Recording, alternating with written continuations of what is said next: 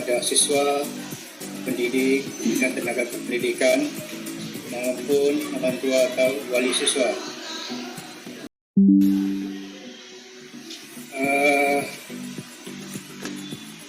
Dalam menangani kasus-kasus seperti itu kita melihat apakah berkaitan dengan murid, pendidik, dan tenaga pendidikan maupun orang tua atau wali murid. Hal yang pertama kali dilakukan adalah tentu saya akan mengidentifikasikan kasusnya terlebih dahulu. Kemudian selanjutnya tentu kita akan menganalisis kasus tersebut dan mencari jalan keluar atau solusi. Dan pada akhirnya kita tentu setelah kita mendapatkan solusi atau jalan keluarnya, tentu kita akan mengevaluasinya. Nah, dari identifikasi kasus inilah nanti akan diperoleh apakah kasus yang dihadapi itu berkaitan dengan dilema etika atau rujukan moral. Nah, tentu dua hal ini akan perlu kita lihat. Kalau berkaitan dengan dilema etika, tentu ini kan berkaitan dengan kondisi benar dan benarnya, ya, atau benar lawan benar lah. Jadi sehingga muncul rasa dilema kita untuk dua hal ini. Nah, tentu akan mudah bagi saya nanti akan kalau kasus itu berkaitan dengan rujukan moral, lawan salah, nah, tentu kita akan memilih yang benarnya. Nah, yang menjadi dilema etika ini, tentu itulah tadi benar lawan benar ini, tentu kita perlu perhatian khususlah betul-betul dalam hal ini. Tentunya dalam kita mengambil keputusan, yang pertama kita dasari dulu dengan keberpihakan kepada siswa, ya, karena siswa ini adalah merupakan orientasi kita di sekolah sebagai memberikan pelayanan. Nah, kemudian juga kita lihat juga ada nilai kebajikan yang sifatnya universal dan tentunya disertai dengan tanggung jawabnya. Jadi sehingga penting untuk mengenali terlebih dahulu nilai-nilai apa yang saling bertentangan dengan mengidentifikasikannya dan memastikan masalah atau kasus apakah kasus itu berhubungan dengan aspek moral, sopan santun atau norma sosialnya. Nah, jadi dengan demikian hal yang terpenting dalam pengambilan keputusan adalah sikap yang bertanggung jawab dan mendasarkan keputusan pada nilai-nilai kebajikan universal. Yang pertama, barangkali kita mengidentifikasikan atau memastikan masalah atau kasus tersebut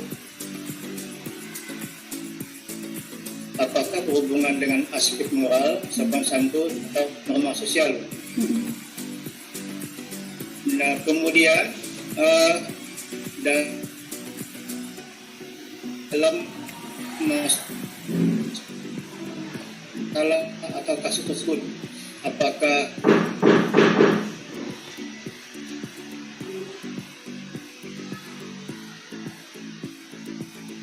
murid dikami apa atau fakta yang berkaitan dengan masalah atau kasus tersebut. Nah, kemudian kita analisis dengan beberapa hal, apakah berkaitan dengan pelanggaran hukum itu atau pelanggaran kode etik ataukah peraturan tata tertib sekolah.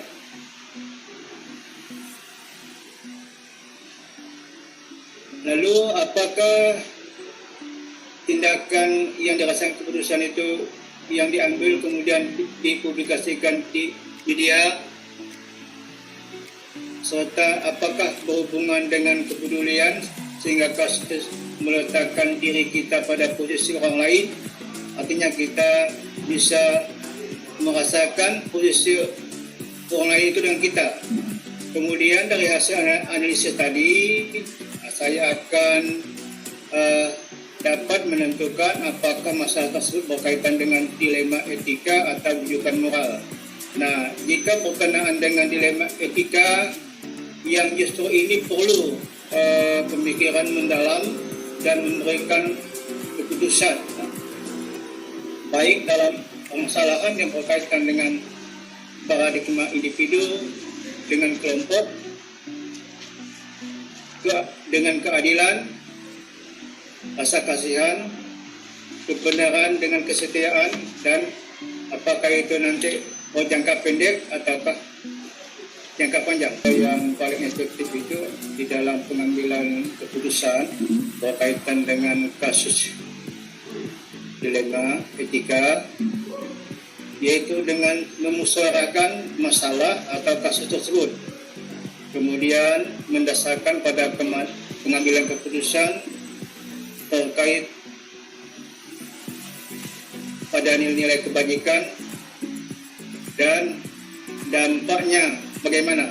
Jadi sehingga saya dapat memprediksi hasil dan melihat berbagai pilihan solusi. Kemudian di sisi lain, kompetensi kesadaran diri ini diperlukan kemudian di dalam mengelola diri kita, kesadaran sosial dan kesadaran dengan penuh.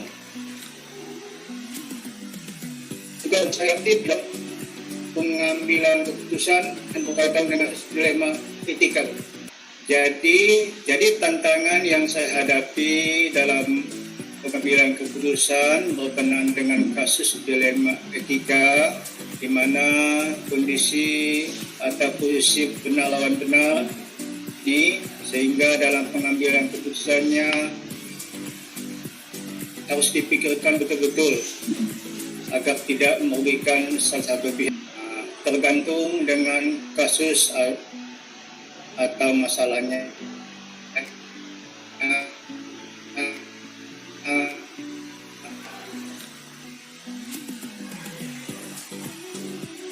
Ada kasus dilema etika dan hukum, sehingga segera itu juga diputuskan, sehingga saya segera mengambil keputusan sesuai dengan langkah-langkah yang saya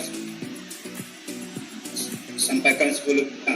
Misalnya,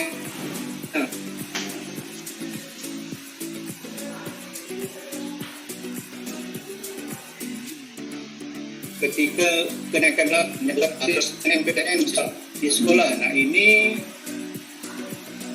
perlu hadus, karena kalau tidak ini dapat hal, namun ada kasus yang kedua, misalnya ini berkaitan dengan kenakalan siswa di sekolah, di mana saya harus mencari yang dulu informasi pada wali kelas, bisa juga stakeholder yang ada lah. Jadi sehingga perlu ada prosedurnya dalam penanganan agar saya dapat menggali banyak fakta yang relevan berkaitan dengan kasus tersebut. Tentunya ada panutan pemimpin yang terdahulu atau pemimpin yang ada di sekolah yang sudah unggul atau maju, ya ini kembali perlu kita menjadikan contoh lah, ataupun panutan ataupun ya standar kita lah di dalam pengambilan keputusan dalam kasus dilema etika ini. Sebab kasus dilema etika ini harus kita pikirkan betul-betul kondisi benar lawan benar ini agar tidak ada yang merugikan, dan kemudian yang kita ambil tidak menimbulkan ketidaknyamanan. Ketika saya sudah mengambil keputusan atau memutuskan suatu masalah tersebut, maka saya akan ambil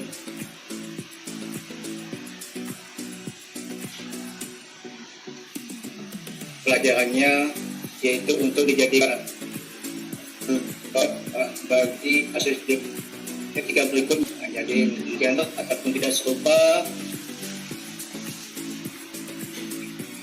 akan tetap menjaga sikap tanggung jawab. Ini yang penting pada keputusan nilai kebajikan universal atau yang umum.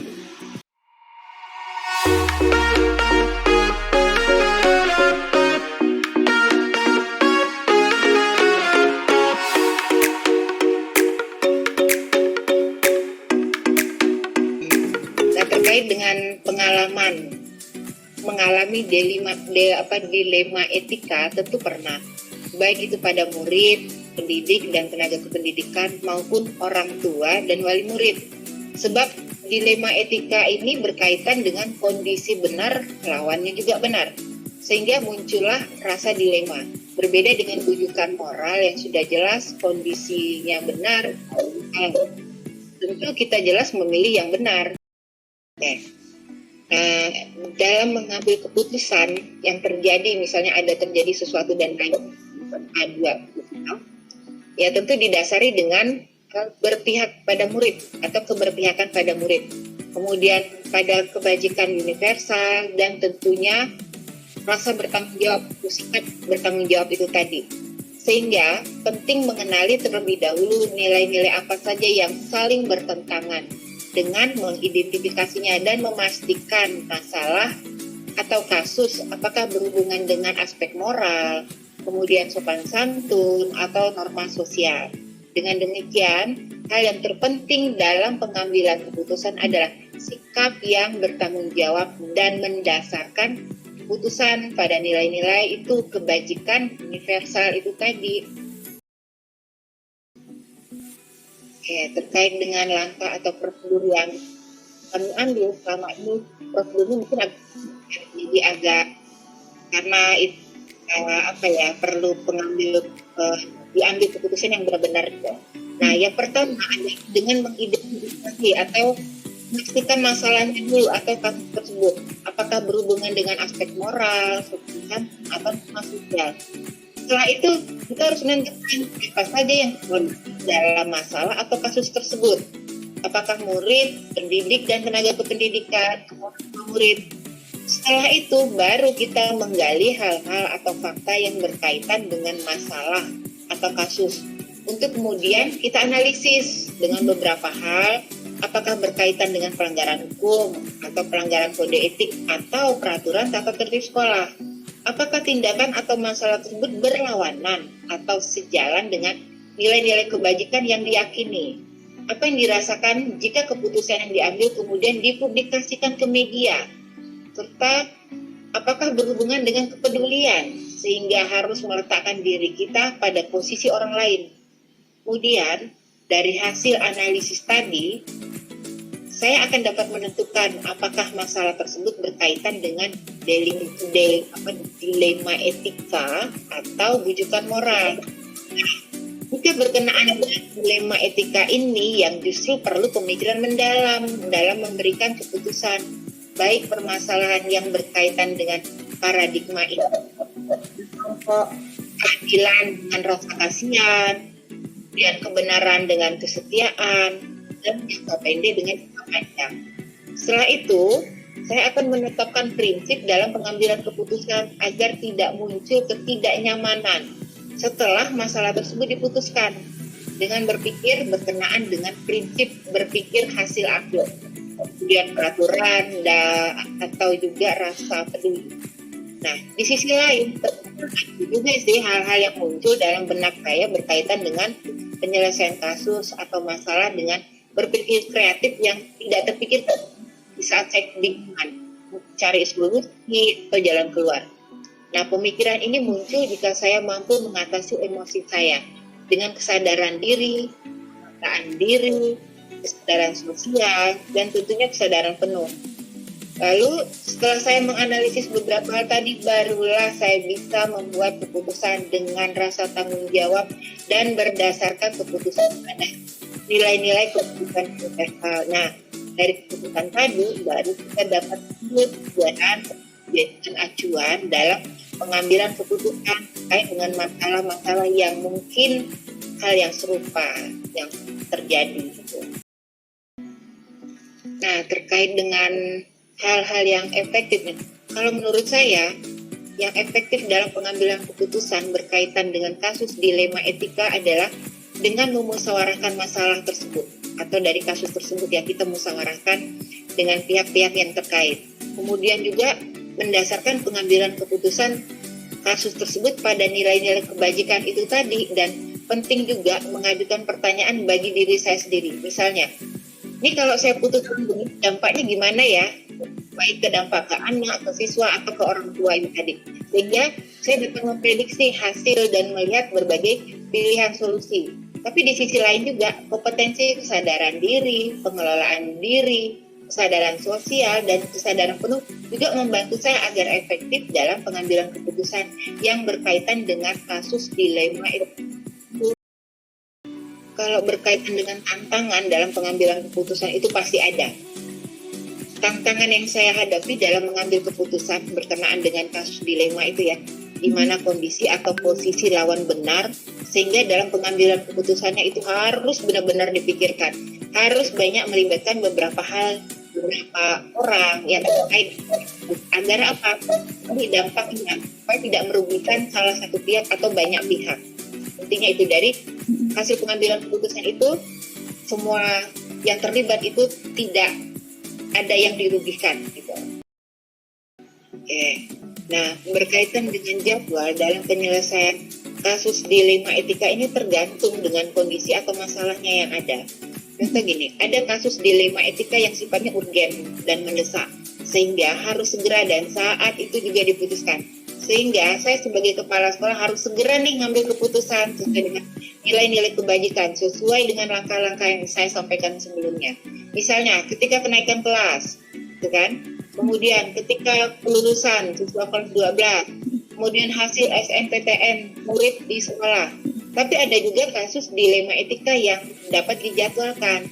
Misalnya berkenaan dengan kenakalan murid di sekolah, di mana saya harus mencari atau menggali informasi pada wali kelas, kemudian guru BK, atau wakil-ketuaan sebelum mengambil keputusan. Sehingga perlu ada prosedur penanganannya agar kita dapat menggali banyak fakta-fakta yang relevan yang terkait dengan kasus tersebut, supaya apa? Supaya nggak salah dalam mengambil keputusan itu tadi. Oke, pasti ada. Setiap pimpinan di sekolah itu pasti ada panutan, baik itu dari terutama dari guru senior atau pemimpin terdahulu yang posisinya masih ada di sekolah. Dan itu kita tetap ada koordinasinya, karena kasus dilema etika ini harus kita pikirkan benar-benar sebab kondisi benar lawan benar, agar itu tadi tidak ada yang dirugikan dan keputusan yang diambil supaya tidak menimbulkan ketidaknyamanan. Jadi harus ada orang-orang yang bisa membantu kita dalam mengambil keputusan, terutama orang-orang yang sudah berpengalaman dalam menangani kasus-kasus tadi, terutamanya yang terjadi di sekolah. Oke, baik. Pembelajaran yang saya dapat ambil sebagai kepala sekolah dalam mengambil keputusan dilema etika. Ketika saya sudah mengambil keputusan atau memutuskan suatu masalah tersebut, maka saya akan ambil pelajarannya untuk dijadikan acuan bagi kasus dilema etika ya selanjutnya gitu, baik yang serupa atau tidak serupa, tapi dengan tetap menjalankan sikap dan rasa tanggung jawab dan berdasarkan keputusan pada nilai-nilai kebajikan yang universal, dengan catatan tidak merugikan banyak pihak dan tidak menimbulkan ketidaknyamanan efek dari pengambilan keputusan itu.